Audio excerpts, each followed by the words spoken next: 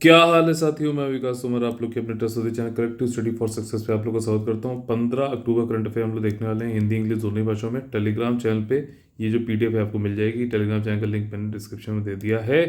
9650347272 पे आप हमसे कॉन्टैक्ट करके यूपीएससी और यूपीपीएससी, ठीक, इसके जो 2023 का foundation complete prelim cum mains जो वाला जो ग्रुप चालू होने वाला है 1 दिसंबर से, उसके बारे में जानकारी ले सकते हैं। ठीक, और भी कुछ पेड कोर्सेज अभी चल रहे हैं, उनको भी आप ज्वाइन कर सकते हैं। आज के 10 मोस्ट इंपॉर्टेंट टॉपिक है, चलिए इनको देखते हैं विस्तार से।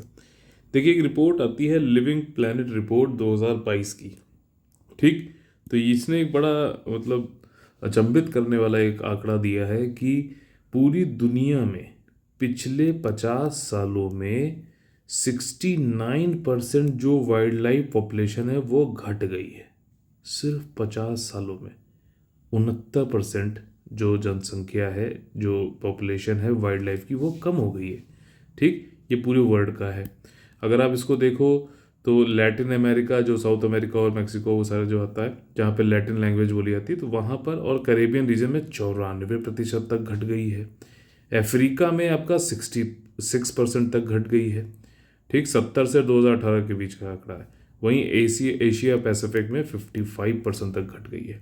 ये इतने महत्वपूर्ण आंकड़े हैं कि इनसे डायरेक्टली आप इनको मेंस आंसर राइटिंग में लिख भी सकते हैं, इनसे डायरेक्टली क्वेश्चन आ भी सकता है। ठीक, इसके अलावा सुनिए, फ्रेश वाटर स्पेशीज जो होती हैं, जो मीठे पानी वाली प्रजातियाँ, ठीक, मछलियाँ जैसे हो गई और कई सारी, तो उनकी पॉपुलेशन 83% से कम हो गई है, 83% से।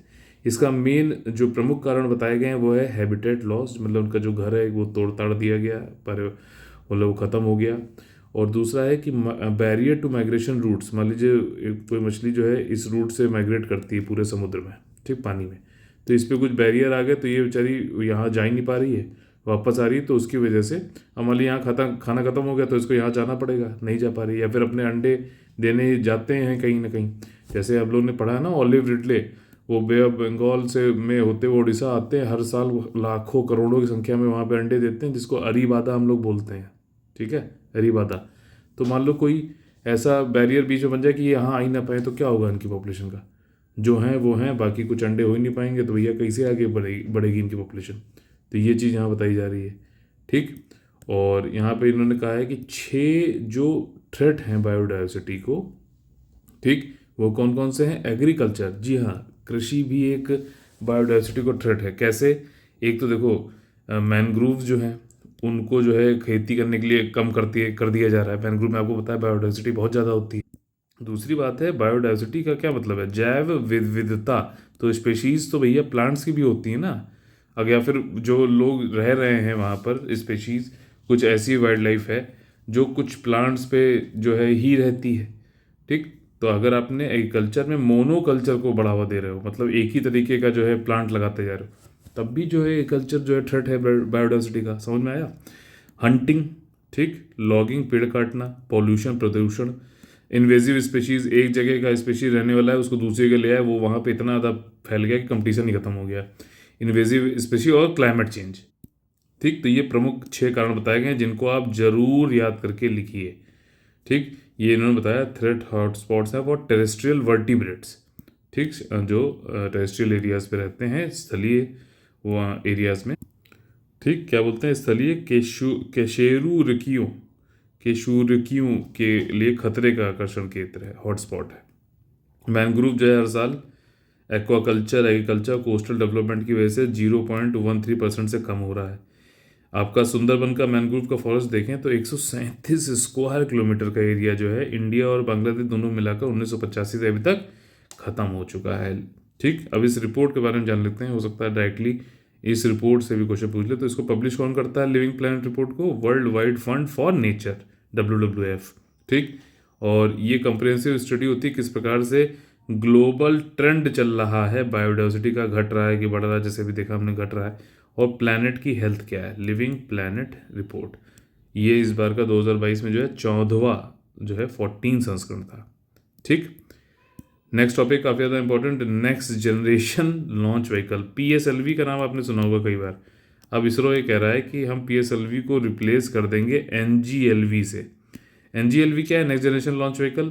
ये जो है कुछ इस प्रकार का लॉन्च व्हीकल है जिसमें कि सेमी क्रायोजेनिक प्रोपल्शन का यूज़ किया जाएगा। सेमी क्रायोजेनिक क्या है? क्रायोजेनिक मतलब बहुत ठंडे उस पर यूज़ किया जाता है फ्यूल, ठीक, टेम्परेचर पर, उसको क्रायोजेनिक बोलते हैं। तो सेमी है, तो इसमें क्या है कि रिफाइंड केरोसिन, केरोसिन वही जिसको मना कर दिया गया यूज़ करने के लिए, ठीक, मिट्टी के तेल को। तो ये जो इसका रिफाइंड वर्जन केरोसिन और उसको फ्यूल की तरह यूज़ करेंगे, और लिक्विड ऑक्सीजन लॉक्स जिसे बोलते हैं, भाई ये ऑक्सीडाइजर की तरह यूज़ करेंगे, ठीक। बूस्टर स्टेज में जब ये आपका मिसाइल उड़ रही है ना, मिसाइल नहीं सॉरी, रॉकेट जब ये उड़ रहा है तो बूस्टर की जरूरत होती है, ठीक। तो ये केरोसिन फ्यूल की तरह और लिक्विड ऑक्सीजन ऑक्सीडाइजर की तरह यूज़ किया जाएगा। और ये चीपर भी है और एफिशिएंट भी है, दोनों अच्छी बातें हैं। इसरो के मुताबिक अगर देखें तो काफ़ी कॉस्ट एफिशिएंट है, मतलब सस्ता है। 3 स्टेज में ये चलता है। रीयूजेबल हैवी लिफ्ट व्हीकल है, मतलब जो भी इसका जो सिस्टम है, जो उड़ान भरना, फिर उसको वापस हम फिर से यूज़ कर सकते हैं। और इसमें पेलोड भैया कितना भार उठा सकता है? 10 टन का भार उठा सकता है जियो स्टेशनरी ट्रांसफर ऑर्बिट तक ले आने के लिए, ठीक। तो देखिए एक जो है काफ़ी लोग को डाउट आता है कि सर, इसको वैसे मैंने ऑडियो लेक्चर में समझाया हुआ है, जियो स्टेशनरी और जियो सिंक्रोनस में क्या फ़र्क है। आज ऐसा इसका जो है वो मैं बताऊंगा ट्रिक कि कभी ज़िंदगी में आप नहीं भूलोगे। जियो स्टेशनरी वैसे तो क्या होता है कि भैया आपको एक धरती से जो है ये सैटेलाइट धरती के साथ में, ये धरती जिस स्पीड से घूम रही है ये भी घूमता रहता है, तो ऐसा लगता है कि ये सैटेलाइट यहाँ पे स्टेशनरी है, ठीक, यहीं पे रहती है हमेशा।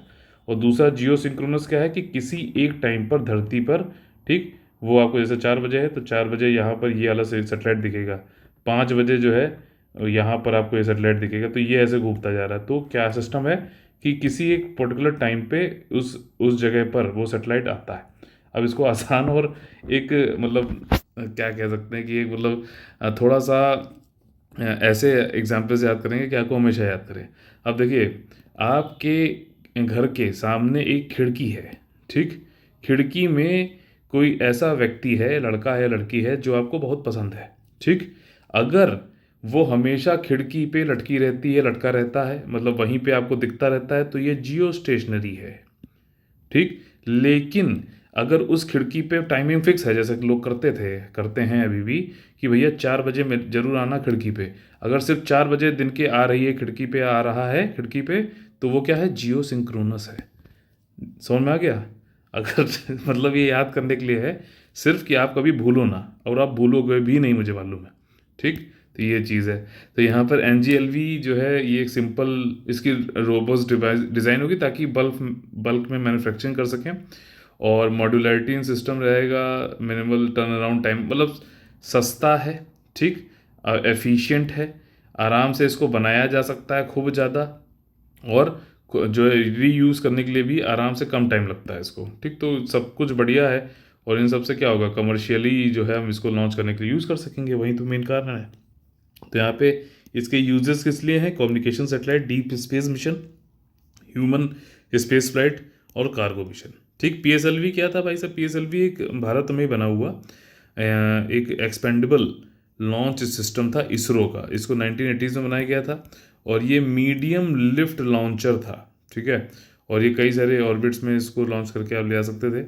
और ये जो है किस ऑर्बिट में जा सकता था? जियो सिंक्रोनस ट्रांसफर ऑर्बिट, जिसकी बात अभी हमने ऊपर करी, और लोअर अर्थ ऑर्बिट, ठीक, पोलर सन सिंक्रोनस ऑर्बिट। पोलर सन सिंक्रोनस ऑर्बिट को समझ लेते हैं। अब देखो ये क्या करता है कि सन जिस समय मान लीजिए धरती पर, जब जैसे सन आ रहा है धीरे धीरे चल रहा है, इधर चलता जा रहा है, ठीक है, तो जब ये रोशनी यहाँ पे डाल रहा है तो ये सैटेलाइट भी यहाँ पे है, ठीक, तो ये भी इसको देख रही है। जब ये रोशनी सन यहाँ पे डाल रहा है तो सैटेलाइट यहाँ पर है, तो ये जब रोशनी पड़ रही है सन की तो तभी ये भी, तो सन के हिसाब से सिंक्रोनाइज्ड है याली सैटेलाइट ऑर्बिट, ठीक। तो ये छोटा सा एक एग्जाम्पल है। साइंस के टॉपिक भी इतने मैं सरल आपके लिए बना दूंगा कि भाई साहब आप नॉन साइंस के बैकग्राउंड भी तब भी UPSC के क्वेश्चन तो जरूर कर लोगे, ठीक। अगला है, जितने भी ऑपरेशन PSLV के होते थे वो सतीश धवन स्पेस सेंटर श्रीहरिकोटा से होते थे, ईस्ट कोस्ट में इंडिया में। श्रीहरिकोटा कहाँ पे है बताइए? आंध्र प्रदेश में है कि तमिलनाडु में है? कमेंट करके बताइए, ठीक। और उसके पास में एक लेक है, उसका क्या नाम है? ठीक है। और ये जो था PSLV 4 स्टेज का था। NGLV कितने स्टेज का है? 3 स्टेज का है। ठीक। और PSLV में 4 स्टेज जो होती थी, पहले होता था S यानी सॉलिड, फिर लिक्विड, फिर सॉलिड, फिर लिक्विड। ठीक, इतना बस याद कर लो, और इससे ज़्यादा कुछ जरूरत नहीं है इसमें, क्योंकि अब तो NGLV आने वाला है। नेक्स्ट टॉपिक है स्नो लेपर्ड संबंधित, यानी कि हिम तेंदुआ।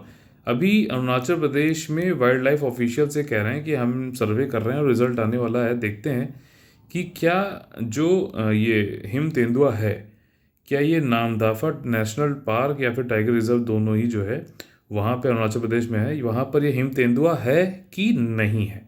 अभी एक अरुणाचल प्रदेश में एक कम्युनिटी है, लीसू एथनिक कम्युनिटी, उसका एक हंटर है, ठीक, शिकारी है। उसने कहा है कि मेरे पास तो इसकी स्किन भी है और मुझे जो है ये नामदफा नेशनल टाइगर पार्क या फिर उसके आसपास मिली है, तो अरुणाचल प्रदेश में भी हो सकती है। तो ये नामदफा नेशनल पार्क कहाँ पे? अरुणाचल प्रदेश के चांगलांग डिस्ट्रिक्ट में, ध्यान रखना। और हिम तेंदुआ कभी भी यहाँ पे स्पॉट नहीं किया गया। शिकारी जो है ये बता रहा है कि हमने इसको शिकार करके इसकी स्किन है मेरे पास। ठीक, अब सोच रहे हो शिकार करके बता भी रहा है, इसको पकड़ो। खैर वो बात की बात है। स्नो लेपर्ड है कि नहीं, उस पर अभी बात हो रही है। स्नो लेपर्ड जो है ये जो एल्पाइन जो मतलब ऊंचे पहाड़ी एरियाज होते हैं वहाँ पे पाया जाता है। सेंट्रल एशियन कंट्रीज में 12 कंट्रीज ऐसी हैं, Afghanistan, Bhutan, China, India, Mongolia. ठीक, आप इसको हिमालय के हिसाब से देख सकते हो। कजाकिस्तान, किर्गिस्तान, नेपाल, तजिकिस्तान, ठीक, पाकिस्तान, रशिया, उज्बेकिस्तान। तो भैया 5 तो सेंट्रल एशियन कंट्री सभी में आ गया। तजिकिस्तान, उज्बेकिस्तान, 5 नहीं आया, एक कम है, तुर्कमेनिस्तान नहीं है, और तुर्कमेनिस्तान SCO में भी नहीं है। देखो यही इंटरलिंकिंग होती है कि हिम तेंदुआ जो है तुर्कमेनिस्तान में भी नहीं और SCO में भी तुर्कमेनिस्तान नहीं है। ठीक, तो ऐसे क्या होगा, आपको 2 पॉइंट याद आ गए। अगर ऐसा आप कर पा रहे हो तो बहुत फ़ायदा होगा आपको पूरे इस UPSC या फिर UPPC या सिविल सर्विसेज के एग्जामिनेशन की तैयारी में। ठीक, तो ये 4 ये हो गए, प्लस BBIN, ये मैंने आप लोगों को बताया ना, बिम्स्टेक और इसमें जो है सार्क के ट्रिक। BBIN क्या है? तो BBIN में दो, बांग्लादेश नहीं है, बाकी आपका ये भूटान है, इंडिया, नेपाल है। बांग्लादेश में क्योंकि हिमालय नहीं आता ना, वो बस हिमालय पहुंचता ही नहीं, तो इसलिए नहीं होगा ये। तो BIN ये हो गया BBIN वाला। तो 3 ये हो गए आपके, तो 7 हो गए। इसके अलावा जो है आप रशिया और चाइना को जोड़ लो। ठीक, रशिया, चाइना और बीच में मंगोलिया पड़ता है, उसको भी जोड़ लो, तो कितने हो गए? 10 हो गए। ठीक, 2 और बचे, अफगानिस्तान और पाकिस्तान, AP।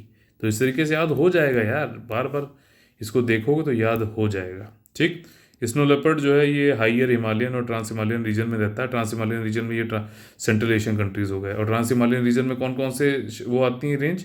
काराकोरम, लद्दाख, जांस्कर। याद है कि नहीं याद है? ये सब NCERT में ही है भाई साहब, ज्योग्राफी के। इंडिया में स्नो लेपर्ड जो है वो जम्मू कश्मीर, लद्दाख, हिमाचल प्रदेश, उत्तराखंड, सिक्किम, अरुणाचल प्रदेश में भी पाया जाता है। हालांकि स्पॉट नहीं किया गया है, ऐसा बता रहे हैं। ठीक है, कंजर्वेशन इसका जो है वनरेबल स्टेटस है IUCN की रेड लिस्ट में, और वाइल्ड लाइफ प्रोटेक्शन एक्ट में शेड्यूल 1 का जानवर है। और अगर इंटरनेशनल ट्रेड जो होती है इंडेंजर्ड स्पीशीज़ में रोका जाता है साइट्स के जरिए, तो उसमें अपेंडिक्स 1 का जानवर है। मतलब काफ़ी अच्छी जो है इसको प्रोटेक्शन दे रखी है। अगला टॉपिक और बहुत ज़्यादा इंपॉर्टेंट टॉपिक है, बहुत मतलब हो सकता है ये क्वेश्चन आपको दिख जाए एग्जाम में। स्लेंडर लॉरिस, ठीक, पतला लॉरिस इसको बोलते हैं, बहुत ही छोटा होता है। टहनियों वहनियों में जो है देख रहे हो आराम से घूम रहा है। ज़्यादातर ये पेड़ों पर ही चढ़ा रहता है, और इसकी पैरों की, हाथों की बनावट भी ऐसी ही होगी कि डंडी उंडी पकड़ने के लिए। देख लो, छड़ी उड़ी पैर पकड़ के चढ़ना, धीरे धीरे चढ़ता है। आंखें बिल्कुल बड़ी बड़ी सी होती है, बल्जिंग आइज होती हैं, जैसे बाहर आई जा रही हैं। ठीक, तो ये प्राइमेट होता है, बंदर की एक प्रजाति तरीके से है। तो भारत में पहला जो है सेंचुरी कहाँ बन रहा है? करूर दिंडीगुल डिस्ट्रिक्ट में, तमिलनाडु में बन रहा है। कदावर, ठीक, कदावर नाम से है, Kadavur slender loris sanctuary under section 26 sub clause A, sub clause 1, sub clause B of wildlife protection act 1972। अब आपने ये पढ़ा, लेकिन ये चीज़ अगर आपने मिस कर दी तो आप सिविल सर्विसेज की तैयारी अच्छे से नहीं कर रहे हो। क्यों? क्योंकि आप जो है प्रशासनिक अधिकारी बनने वाले हो, तो प्रशासन को आपको ध्यान देना पड़ेगा। यहाँ पर अधिसूचना किसने जारी करी? स्टेट गवर्नमेंट ने जारी करी। ठीक, इन्वायरमेंट का है टॉपिक, लेकिन आपको ये भी देखना है कि भैया प्रशासन कैसे, कौन इसकी अधिसूचना निकाल रहा है, क्या सेंट्रल गवर्नमेंट निकाल रही है कि स्टेट गवर्नमेंट निकाल रही है, ये आपको देखना चाहिए, क्योंकि यहीं पे वो क्वेश्चन पूछे, क्योंकि यही डिमांड है इस सर्विसेज को पाने के लिए, यही डिमांड है। यही जो ना समझ पाया उसको काफ़ी दिक्कत होगी। पढ़ते रहो भैया, समुंदर है, कई लोग जो है पूरा जो है बुक स्टोर आपके घर में बैठा देंगे फिर भी कुछ नहीं होगा। ठीक, तो ये चीज़ है, गाइडेंस बहुत ज़्यादा ज़रूरी है इस इंफॉर्मेशन ओवरलोड की दुनिया में। स्लेंडर लोरिस जो है ये निशाचर, छोटा सा निशाचर मैमल होता है, स्तनपायी होता है मैमल। एक एक शब्द देख रहे हो कितना मैं एम्फेसिस करके बता रहा हूँ ताकि आपका क्वेश्चन गलत ना हो। ठीक, और ज़्यादातर भैया ये ट्रीज पे ही रहता है। ये इंडिया और श्रीलंका में पाया जाता है। वर्ल्ड टॉप 25 एंडेंजर्ड प्राइमेट में आता है। और ये इंडेंजर्ड स्पीशीज़ की तरह, जैसे हिम तेंदुआ था ना वैसे ये भी है IUCN में, और शेड्यूल 1 का जानवर है ये भी, जैसे कि हिम तेंदुआ था वाइल्ड लाइफ प्रोटेक्शन एक्ट 1972। और ये बायोलॉजिकल प्रेडेटर होता है, मतलब कि ये भाई बायोलॉजिकल जीवित है और शिकारी है। शिकारी ऐसा है कि भैया फार्मर्स की मदद कर देता है, जो भी पेस्ट कीटाणु जो होते हैं ना फसल को नुकसान पहुंचाते हैं, ठीक, उनको ये खा जाता है। तो ये फार्मर्स का दोस्त हुआ, ठीक, इसीलिए बचा हुआ है। तो देखो यहाँ पर क्या है कि 14,000 सिलेंडर लॉरीज करीबन हैं दिंदीगुल और करूर फॉरेस्ट में, तमिलनाडु में। याद रहेगा ना, आज की शक्ल देखो कितना क्यूट है ये। देखो कुछ कहने की कोशिश कर रहा है, बोलो, नहीं बोल पा रहा। खैर, तो ये देखिए अगला टॉपिक है international relation conference on interaction and confidence building measures in Asia. अब इसको देखो, सबसे डायरेक्ट क्वेश्चन क्या आ सकता है कि कहाँ पे ये कहाँ बनाया गया था? कजाकिस्तान में, कजाकिस्तान, ठीक है। उसकी जो कैपिटल है उसका नाम पहले था नूर सुल्तान, अब क्या हो गया है? अस्थाना। अस्थाना, अस्थाना होता है वैसे, ठीक है, अस्थाना। तो अब यहाँ पर जो है कई सारे, अब इसमें अगर आपको मेंबर बनना है, एशिया लिखा हुआ है ना, तो conference on integration on and confidence building measures in Asia, Asia लिखा हुआ, तो आपके कंट्री का कुछ हिस्सा एशिया में होना चाहिए, तभी आप इसके मेंबर बन सकते हो। कजाकिस्तान में ये बनाया गया। अब यहाँ पे एशिया के मेंबर आते हैं, आपस में इंटरेक्ट करते हैं, कॉन्फिडेंस बिल्डिंग मेजर्स करते हैं, लेकिन पाकिस्तान की क्या आदत है कि जहाँ भी जाओ कहो कि कश्मीर हमारा ले लिया, कश्मीर हमारा है, ठीक, यहीं रोता रहता है हमेशा। तो वहाँ पे भी जाके इसने यहीं रोना, मतलब कुछ और बात करने के लिए है ही नहीं। अपने यहाँ जो उनके यहाँ गरीबी है, जो लाचारी है, जो आतंकवाद है, उसको छुपाने के लिए बस कश्मीर का नाम ले लो, इंडिया पाकिस्तान करके बेवकूफ़ बनाते रहो जनता को। ये जनता उनकी वहाँ की समझ गई है, ऐसा नहीं है कि नहीं समझ रही, समझ गई है, लेकिन फिर भी इनके पास और कोई है ही नहीं जो है चारा इनके पास। ठीक, तो जो minister of state external affairs हैं उन्होंने रिजेक्ट किया पाकिस्तान PM शरीफ का स्टेटमेंट जो कश्मीर पे उन्होंने दिया था अस्थाना में। ठीक, और ये जो फोरम है ये मल्टीनेशनल फोरम है, और ये क्या चाहता है भैया कि कॉपरेशन, सहयोग रहे, पीस, सिक्योरिटी और स्टेबिलिटी बनी रहे एशिया में। ठीक, तो यहाँ पे जो है देख लो इंस्टेबिलिटी फैलाने की कोशिश कर रहे हैं पाकिस्तान के PM महोदय, शरीफ नाम है लेकिन शरीफ नहीं लग रहा है। ठीक, तो इसको जो है किसने बनाया था? सीका को। ठीक, ये पहले प्रेसिडेंट जो थे कजाकिस्तान के, अल्बेसी नुरसुल्तान नज़रबायावे। ठीक, तो ये जो थे 5 अक्टूबर 1992 को इन्होंने 47 session of the United nation general assembly में इसको बनाया था। इंडिया इसका फाउंडिंग मेंबर है। ठीक, और मेंबर बनने के लिए आपको करीबन कम से कम जो है कुछ हिस्सा टेरिटरी एशिया में होना चाहिए। इसकी समिट, सीका समिट दो लिखा हुआ है, शिखर सम्मेलन। अब आपको पता है शिखर सम्मेलन में, मतलब इसको हम लिखते हैं, पढ़ते हो आप, तो कभी आपने सोचा है कि शिखर सम्मेलन, शिखर क्या मतलब है? आपकी कंट्री का जो सर्वोच्च पद में से, जैसे भारत में प्राइम मिनिस्टर हैं, प्रेसिडेंट हैं, प्राइम मिनिस्टर वैसे होगा क्योंकि काम तो सारा प्राइम मिनिस्टर ही के ही जरिए होता है। तो शिखर सम्मेलन में हेड जाते हैं, USA से प्रेसिडेंट आएंगे, इंडिया से प्राइम मिनिस्टर जाएंगे, समझ रहे हो? तो शिखर सम्मेलन यानी कि समिट जो है तो उसमें आएंगे। वहीं फॉरेन मिनिस्टर्स की भी एक मीटिंग होती है। ठीक, वो हर साल, हर 2 साल में होती है, लेकिन शिखर सम्मेलन 4 साल में होता है। और इसका सीका का जो सचिवालय है वो नूर सुल्तान या अस्थाना कजाकिस्तान में है। ये बहुत ही कम आता है, 4 साल में आता है, इसलिए UPSC इस टाइप के टॉपिक्स को बहुत लाइक करता है और जब और डायरेक्टली पूछ भी सकता है। अभी हम लोगों ने कल परसों पढ़ा था कि IMF ने ये बोला था कि हम जो ग्रोथ रेट है उसको घटा रहे हैं इंडिया की। ठीक है, अब यहाँ पे उसने कंपनसेट किया है, मुझे ऐसा लगता है। इसने बोला है कि IMF की जो डायरेक्ट बेनिफिट ट्रांसफर स्कीम है वो लॉजिस्टिकल मार्वल है। इसमें जो है काफ़ी पैसा सेव किया जाता है डायरेक्टली खातों में। जो बेनिफिशियरी लाभार्थी हैं अलग अलग स्कीम में, उसमें क्या होता है कि उनके बैंक अकाउंट में डायरेक्टली पैसा डाला जाता है। इससे काफ़ी ज़्यादा जो है पैसा सरकार का सुपरविजन, पर्यवेक्षण में, ठीक, लाना ले जाना, लॉजिस्टिक्स, पैसा जो है सामान देना ये करना, उन सब में जो खर्चा होता था वो बच जाता है। इसीलिए इसको लॉजिस्टिक्स मार्वल यानी चमत्कार बोला है। और इसका मेन एम क्या है डीबीटी का, कि भैया बेनिफिट और सब्सिडीज जो है सोशल वेलफेयर स्कीम के लिए डायरेक्टली उनके खातों में डाल दो, ताकि दक्षता, प्रभावकारिता, पारदर्शिता ये सब जो है आए और जो बिचौलिया है उसको एलिमिनेट कर दे। ठीक, तो 1 जनवरी 2013 को लॉन्च किया गया था इस सरकार से पहले, और फिर जो है 14 सितंबर 2015 को इसको ट्रांसफ़र कर दिया गया था डिपार्टमेंट ऑफ एक्सपेंडिचर के अंतर्गत। ठीक, और अभी करीबन देखा जाए तो 25 लाख करोड़ रुपया जो है डीबीटी के अंतर्गत ट्रांसफ़र किया जा चुका है लाभार्थियों को सोशल वेलफेयर सामाजिक कल्याण स्कीम्स के लिए। ठीक, नेक्स्ट टॉपिक पीएम डिवाइन। देखिए गति शक्ति जो है बहुत इंपॉर्टेंट है, मैंने आप लोग से इसको बोला भी था, और देखो मेंस में क्वेश्चन इससे आया भी। मैंने आप लोग को बताया 2 शब्द इसमें जरूर याद कर लेना। ठीक, 2 शब्द कौन कौन से हैं? लॉजिस्टिक्स यानी कि रसद होता ना, रेलगाड़ी से सामान लाना ले आना एक जगह से दूसरी जगह, लॉजिस्टिक्स, और उसके लिए ले आने लाने के लिए भैया रोड रेलवे ये सब बनाओगे ना, तो वो इंफ्रास्ट्रक्चर। ठीक, तीसरा शब्द मैं इसमें और जोड़ देता हूँ कि ये डिजिटल प्लेटफॉर्म है। ठीक है, कई सारे जो मंत्रालय हैं अलग अलग अपना काम करते हैं लॉजिस्टिक्स और इंफ्रास्ट्रक्चर के क्षेत्र में, उन सबको गति शक्ति, पीएम गति शक्ति जो मिशन है उन सबको मिलाकर उनके बीच में समन्वय, उनके बीच में समेकित करके उनके कार्यों को एक डिजिटल प्लेटफॉर्म पर लाया जाता है, ताकि अच्छे से नियोजन प्लानिंग हो सके और जो एक कोऑर्डिनेटेड इम्प्लीमेंटेशन हो सके। ठीक है ना, कोऑर्डिनेटेड इम्प्लीमेंटेशन मतलब सब लोग मिलकर एक साथ अच्छे से कार्यान्वयन कर सकें, और यहाँ पर वैसा ही कुछ किया जा रहा है गति शक्ति से। गति शक्ति का ही एक पार्ट है पीएम डिवाइन। पीएम डिवाइन समझ रहे हो, डिवाइन है पीएम जी, तो ऐसा बोला जा रहा है। इसका फुल फॉर्म याद रखो, prime minister development initiative for north east region.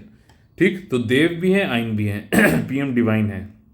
तो अब ये जो है इसको 4 साल और 15वां वित्तीय जो आयोग है वो कब से कब तक है? 2022-23 से 2021-22 से लेकर 2025-26 तक है। तो अभी अगले 4 सालों तक, जब तक 15वां वित्तीय आयोग लागू हो रहा है, तब तक जो यूनियन कैबिनेट है अप्रूव कर दिया है पीएम डिवाइन को, चलता रहेगा अगले 4 सालों तक। ठीक, ये सेंट्रल सेक्टर स्कीम है, यानी कि पूरी तरीके से केंद्र सरकार इसमें वित्त पोषण देती है, करती है। इसको इम्प्लीमेंट करता है ministry of development of north east region donor. ठीक, 6600 करोड़ रुपए इसमें दिए जाएंगे अगले 4 सालों में, और इंफ्रास्ट्रक्चर प्रोजेक्ट जो है वो फंड किए जाएंगे पीएम गति शक्ति प्रोग्राम जो है ना उसके हिसाब से। पीएम डिवाइन के उद्देश्य अगर अलग से क्वेश्चन पूछ लिया गया तो ये उद्देश्य बहुत ज़्यादा इंपॉर्टेंट हो जाते हैं। इसमें यह है कि जो फंडिंग करनी है इंफ्रास्ट्रक्चर की उनको कन्वर्जेंटली करो, मतलब एक साथ इसको डालो, बुनियादी ढांचे को समेकित रूप से निधि दें। ठीक, जो भी इंफॉर्मेशन बनाना है, जो भी इंफ्रास्ट्रक्चर बनाना है, मान लीजिए रेलवे ट्रैक बनानी है, ठीक, उसके ऊपर से ब्रिज बनाना है, तो पहले आपने इसका आवंटन कर दिया, फिर ब्रिज का जगह कोई आवंटन, तो ये पहले से प्लानिंग करो ना कि इसके ऊपर ब्रिज बनेगा, रोड निकलेगी, ये ट्रेन नीचे जाएगी। ठीक, तो इसको सबको फंडिंग करना है इंफ्रास्ट्रक्चर को, तो कन्वर्जेंटली करो। समझ रहे हो एग्जाम्पल से? Support social development project. ठीक, जो भी नॉर्थ ईस्ट रीजन में चाहिए, जो सामाजिक विकास के लिए चाहिए प्रोजेक्ट, उनको सपोर्ट करो। ठीक, पीएम डिवाइन के ऑब्जेक्टिव पढ़ रहे हैं हम लोग यहाँ पे। आजीविका की एक्टिविटीज़ जो युवा हैं और व्यूमन उनके लिए बनाओ। साथ ही साथ जो भी विकास के गैप बन गए हैं, मतलब विकास अंतराल हो गए हैं विभिन्न क्षेत्रों में, उनको फिल करो। ठीक, पीएम डिवाइन हो गया। अब इसके बाद जो है बहुत ज़्यादा important topic internal security, cyber security संबंधित है। पावर एक्स एक तरीके की एक्सरसाइज है साइबर सिक्योरिटी संबंधित। इतना ध्यान रखना मेरे भैया। पावर एक्स 2022 जो एक्सरसाइज है कोई मिलिट्री एक्सरसाइज नहीं, एक साइबर सिक्योरिटी एक्सरसाइज है, प्लीज ध्यान रखना। ठीक है, प्लीज ध्यान रखना, बहुत ज्यादा इंपॉर्टेंट है, क्वेश्चन इससे आएगा। ठीक, CERT In and power CSIRT ने ज्वाइंटली अभी कंडक्ट करी cyber security exercise power X 2022। CERT In जो है आपको पता है कि ये भारत में जो भी साइबर सिक्योरिटी से संबंधित चीज़ें होती हैं उसके लिए नोडल एजेंसी है। मतलब हर कंट्री, हमारी कंट्री में जो भी मिनिस्ट्री से सब कहेंगी कि भैया सर्ट इनके पास जाओ, Indian computer emergency response team के पास जाओ, साइबर सिक्योरिटी संबंधित सारी चीज़ें, उसको रोकना, एडवाइस करना, प्रोएक्टिवली बताना, बाद में क्या रिस्पॉन्स देना, वो सब कुछ ये करता है। तो सर्ट इन ने कोलैबोरेट किया है पावर CSIRT के साथ में और सक्सेसफुली डिजाइन किया इस बार cyber security exercise power X. इसका थीम था defending cyber induced disruption IT and OT infrastructure. IT infrastructure आपने सुना होगा, इंफॉर्मेशन टेक्नोलॉजी, ठीक। ओटी क्या है, ऑपरेशनल टेक्नोलॉजी, संचालन करने वाली जो प्रौद्योगिकी है, ठीक। तो इसको डिफेंड करना है साइबर इंड्यूस्ड डिसरप्शन जो भी इस इंफ्रास्ट्रक्चर में हो रहा है उससे संबंधित। जो ऑब्जेक्टिव था भाई साहब वो यही है कि भैया पहले पहचानो, विश्लेषण करो और फिर रिस्पॉन्स प्रतिक्रिया करो साइबर इंसिडेंट्स के जो आईटी और ओटी सिस्टम्स में हो रहे हैं। सर्टिन मैंने आपको बता दिया, ministry of electronics and information technology के अंतर्गत आता है। भारत में साइबर सिक्योरिटी संबंधित एक नोडल एजेंसी है जो कि हमारी भारत में साइबर से संबंधित डिजिटल इंडिया और इन सबको बचाने के लिए काफ़ी ज़्यादा इंपॉर्टेंट है, ठीक। अगला टॉपिक पीएम गति शक्ति, मैंने ऑलरेडी इसको बता दिया है। तो देखिए अभी यूनियन मिनिस्टर जो है कॉमर्स, इंडस्ट्री, कंज्यूमर अफेयर्स ये सब ने बोला कि अगर हमने इस मास्टर प्लान को, जो पीएम गति शक्ति नेशनल मास्टर प्लान है, इसको अच्छे से जो है अप्लाई कर दिया तो इसके पास पोटेंशियल इतना ज़्यादा है कि भैया हर साल 10 लाख करोड़ रुपया हम लोग बचा सकते हैं। डीबीटी अभी हम लोगों ने पढ़ा था तो पिछले कितने 8-10 सालों में 25 लाख करोड़ उसने अभी तक जमा किया है, ठीक। मतलब बेनिफिशरीज को ट्रांसफ़र किया है। यहाँ पे कह रहे हैं कि लॉजिस्टिक्स एफिशिएंसी से हम 10 लाख करोड़ रुपये हर साल बचा सकते हैं। बहुत बहुत बड़ी बात होगी, ये पैसा अच्छे लगेगा समाज कल्याण में, तो बहुत बढ़िया रहेगा। एजुकेशन, हेल्थ, ठीक है, तो ये अच्छी बात है। जो खर्चा हो रहा है उसमें एफिशिएंसी लाओ। तो ये पीएम गति शक्ति नेशनल मास्टर प्लान ये पिछले साल अक्टूबर 13 को 2021 में लॉन्च किया था मोदी जी ने। ये डिजिटल प्लेटफॉर्म है, 16 मिनिस्ट्री को जो है एक साथ लाता है, साथ में नियोजन करता है, कोऑर्डिनेटर्स समन्वित कार्यान्वयन के लिए, ठीक। लास्ट माइल कनेक्टिविटी की बात करता है इंफ्रास्ट्रक्चर की, और जो रसद का जो कॉस्ट है उसको नीचे मतलब रिड्यूस करने की बात करता है, ठीक। इसमें कई सारी मिनिस्ट्री और स्टेट जो है काम करते हैं, जैसे जैसे उनके कई सारे स्कीम है इंफ्रास्ट्रक्चर वाली, जैसे Bharatmala, Sagarmala, inland waterway, dry land export, इन सब से उड़ान स्कीम, ठीक। उड़े देश का आम नागरिक, आरसीएस रीजनल कनेक्टिविटी स्कीम, उन सब के लिए। अच्छा कोई बताएगा कि भारतमाला और सागरमाला क्या है, किससे संबंधित है, ठीक है। अगला टॉपिक है कि अगला इसमें बता रहा है कि इकोनॉमिक जोन भी जो है ना, जैसे टेक्सटाइल क्लस्टर जहाँ पे दवाइयाँ बन रही है, फार्मास्यूटिकल क्लस्टर, डिफेंस कॉरिडोर, ठीक। यूपी में बताइए कौन सा है, ठीक। डिफेंस कॉरिडोर मतलब 2 डिफेंस कॉरिडोर है, बताइए कहाँ कहाँ, एक यूपी में है और दूसरा तमिलनाडु में है। जिलों का नाम बताइए, ठीक। तो फिशिंग क्लस्टर हो गया, एग्री जोन्स हो गए। तो यहाँ पर भी कनेक्टिविटी को बढ़ावा देके और इंडियन बिजनेस को और जो है कॉम्पिटिटिव प्रतिस्पर्धी बनाएंगे। अब देखो अगला टॉपिक चलो उससे याद समझ लेंगे इसे। यहाँ पर एक स्कीम है, एक रिपोर्ट है, sorry, logistics ease across different states, LEADS नाम है 2022 की सर्वे रिपोर्ट। अब एक चीज़ समझो, लॉजिस्टिक्स के अच्छे होने से, कॉस्ट कम होने से और अच्छा इंफ्रास्ट्रक्चर होने से क्या होगा, हमारा भारत के अंदर ट्रेड बढ़ेगा, साथ ही साथ हम एक्सपोर्ट इंपोर्ट भी आसानी से जल्दी कर पाएंगे।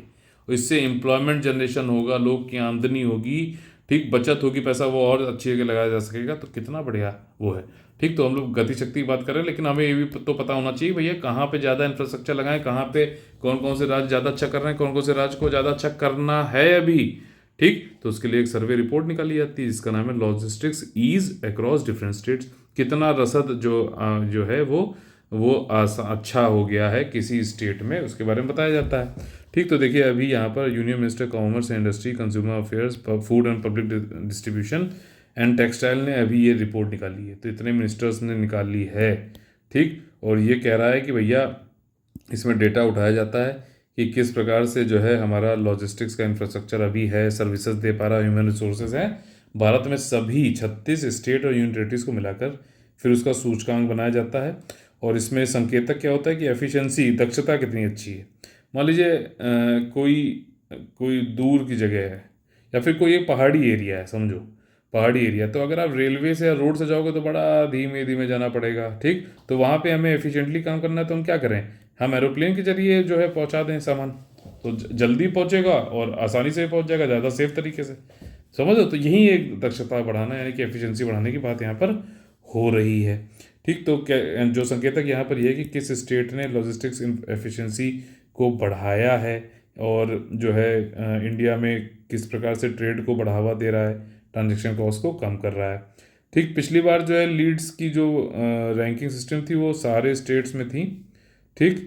अब सारे स्टेट में जो थी वो उसको बदल कर उन्होंने क्या किया है कि अब एक क्लासिफिकेशन बेस्ड ग्रेडिंग कर दी गई है, यानी कि वर्गीकरण जो किया गया है वो ग्रेड के हिसाब से कर दिया है। स्टेट्स को जो है 4 कैटेगरी में रख दिया है। ठीक, एक तटीय जो स्टेट्स हैं कोस्टल वाले, ठीक है, और एक कुछ आपके इंटरनल हिंटरलैंड और लैंडलॉक्ड वाले हैं, ठीक है, अंदर जो समुद्र से नहीं जुड़े हुए हैं। नॉर्थ ईस्टर्न स्टेट्स की बात हो रही है, और यूनियन टेरिटरी, ठीक है, यूनियन टेरिटरीज की बात हो रही है।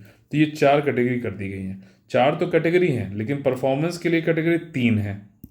कौन कौन से हैं कैटेगरीज परफॉर्मेंस के लिए? अचीवर्स। अचीवर्स वो हैं जो 90% से ज़्यादा जो है स्टेट या फिर यूटीज़ ने अच्छा परफॉर्मेंस दिया है, जैसे आंध्र प्रदेश, आसाम, गुजरात और 15 स्टेट।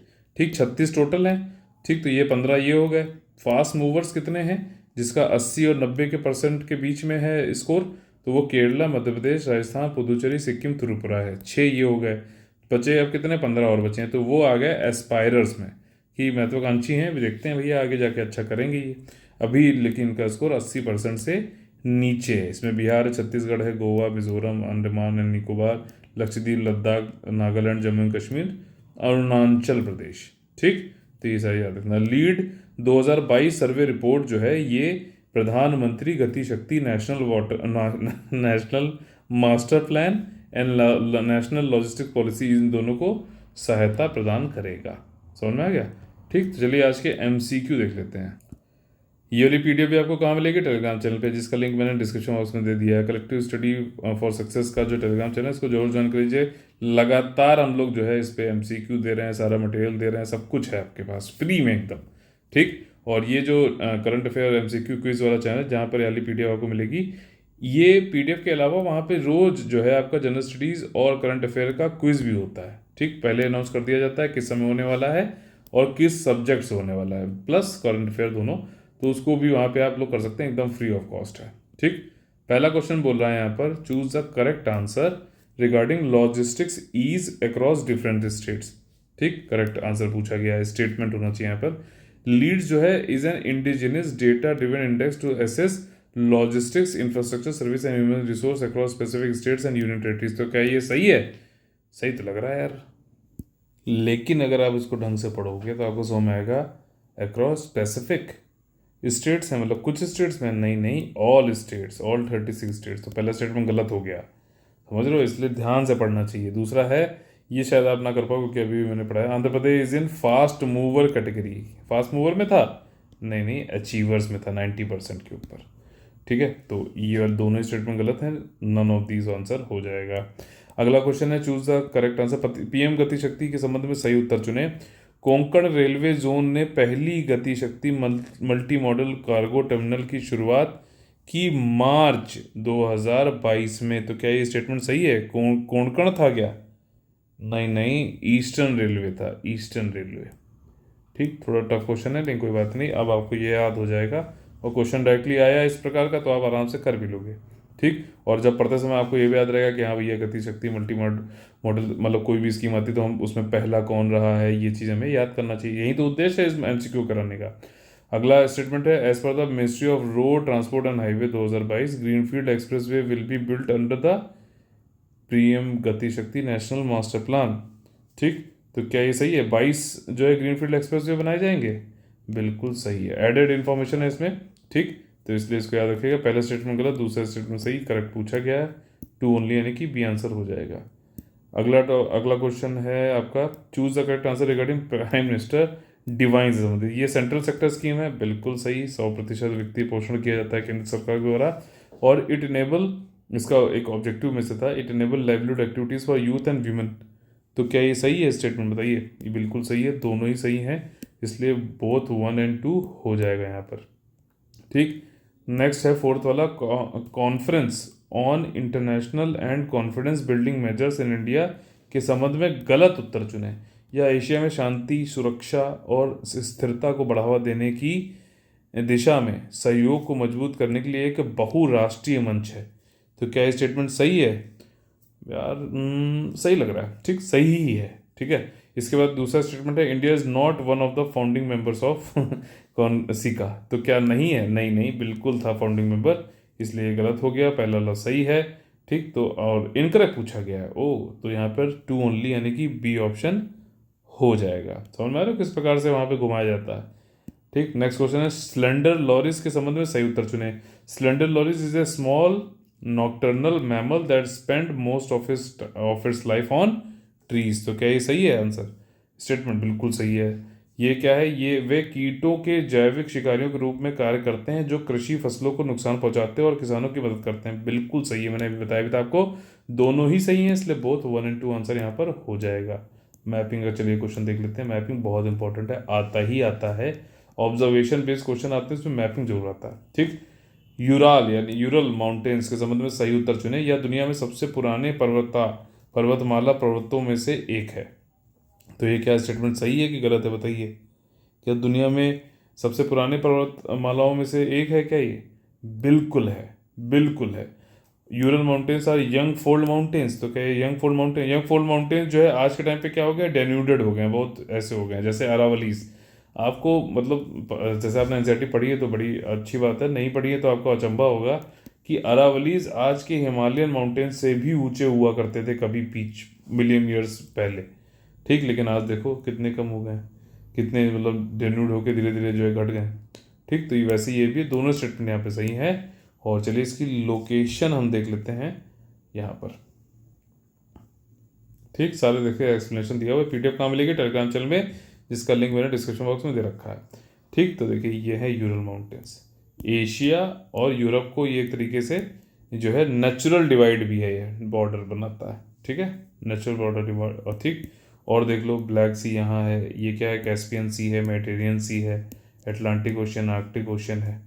ठीक, यहाँ पे बताइए कौन सा एक स्ट्रेट है? अभी एक थोड़े दिन पहले हम लोगों ने पढ़ा था। ठीक है, कई बार पढ़ा चुका हूँ। चलिए आज का कल का क्वेश्चन का एनालिसिस कर लेते हैं, मेंस आंसर राइटिंग वाला, और आज का क्या क्वेश्चन है उसको देख लेते हैं। कल आप सब लोग से पूछा गया था 14 अक्टूबर को question, GS paper 2 international relation संबंधित था 150 शब्द का 10 मार्क्स का।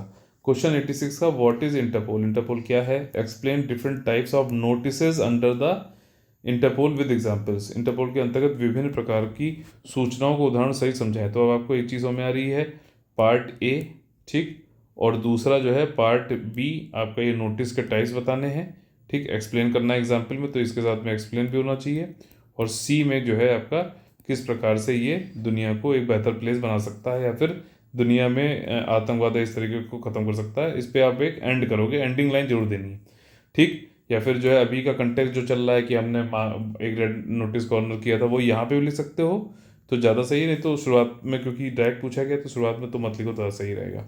ठीक, तो इंटरपोल क्या है बता दो भैया। जितने पुलिसिंग ऑर्गेनाइजेशन है उन सबका जो है एक नेटवर्किंग है, जिससे जो है आपका टेररिज्म को, ऑर्गेनाइज क्राइम को रोकने के लिए, क्रिमिनल एक्टिविटीज़ को रोकने के लिए जो है यूज़ किया जाता है। इसमें कई सारी जो है नोटिसेज हैं, जिसका मैंने आपको बताया भी था 8 तरीके के नोटिसेज होते हैं, टाइप्स। 7 के कलर हैं, और जो है एक का कलर नहीं है, वो यूएनएससी वाला है। याद आ रहा है कि नहीं आ रहा? 7 का कलर जो है, मैंने इसको आपको ट्रिक भी बताई थी, विबग्योर, अगर आपको याद आ जाएगा विबग्योर तो सुना ही होगा, रेनबो में जो होता है उसमें से आपको जो है ये 2 हटा देने हैं, और इसके अलावा पर्पल और ब्लैक लगा देना। देखो कितना आसानी से याद हो गया कि नहीं हो गया? ठीक, फिर आप बता दो, आपका रेड वाला जो है वो इंटरनेशनल अरेस्ट वारंट हो गया। ठीक, आपका मैंने ये भी बताया था कि गो जो था, जी और ओ, ये दोनों वार्निंग थे। ठीक, चेतावनी थी। ठीक है, तो इन सब के बारे में आपको बताना होगा। एग्जाम्पल के तौर पे आप जैसे एग्जाम्पल दे भी सकते हो रेड नोटिस के लिए, अभी जो कंटेक्स्ट था वो यहाँ पे भी दे सकते हो आप। फिर एंड में जो है इंटरपोल का जो है आप बताओ कि बहुत इंपॉर्टेंट है पूरी दुनिया में कोई एक सेफ और सिक्योर प्लेस बनाने के लिए। खत्म कहानी। मॉडल आंसर चाहिए, वो भी भैया आपको पीडीएफ में मिल जाएगा। ठीक, आपको एनालिसिस चाहिए, वो यहाँ मिल जाएगा, मिलेगा सब आपको यहीं पे ही। लेकिन आपको जो है थोड़ा बहुत इस पे मेहनत तो करनी ही पड़ेगी, क्योंकि एग्ज़ाम आपको देना है, आपको मुझे तैयार करना है, ये मेरा लक्ष्य है। ठीक, विद गुड क्वालिटेटिव गाइडेंस और मेंटरशिप के साथ में। चलिए आज का क्या क्वेश्चन है उसे देख लेते हैं। देखिए 15 अक्टूबर, ठीक, जीएस पेपर 2, सॉरी 2 नहीं होगा, 3 होगा ये। इकोनॉमी इंफ्रास्ट्रक्चर संबंधित 10 मार्क्स का क्वेश्चन, 150 शब्दों का। क्वेश्चन नंबर 87 है, व्हाट इज पीएम शक्ति मास्टर प्लान? ठीक, बहुत इंपॉर्टेंट है, मैं पहले भी बोलता रहा था जब क्वेश्चन नहीं आया था, अब आ चुका है, फिर भी बोल रहा हूँ, आएगा और बाकी एग्जामों में भी आ सकता है। How it can be a game changer for Indian economy? Analyse करिए, विश्लेषण करना है आपको। एनालाइज यहाँ पे डायरेक्टिव वर्ड है, पहला पार्ट, दूसरा पार्ट। ठीक, किस प्रकार से ये गेम चेंजर बन सकता है इंडियन इकोनॉमी के लिए, इसको आपको बताना है।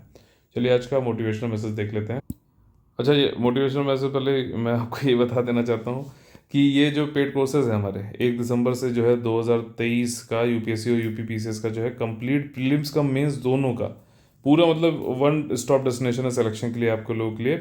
इसको आप ज्वाइन कर सकते हैं, 1 दिसंबर से चालू होगा ऑफिशियली, बट अभी भी आप ज्वाइन कर दोगे जो भी मटेरियल है वो सब आपको अभी से मिलना स्टार्ट होगा। इसमें एक चीज़ मैं बताता हूँ आपको, कई सारी चीज़ें जो मिलती हैं जैसे कि स्टडी प्लान मिलता है, स्टडी मटेरियल मिलता है आपको, डेली आंसर राइटिंग होती है, ठीक है, एमसीक्यूज होते हैं यहाँ पर, ठीक, लाइव डाउट डिस्कशन होता है, कुछ भी आप डाउट पूछिए सब आपके बताए जाते हैं A to Z, ठीक है।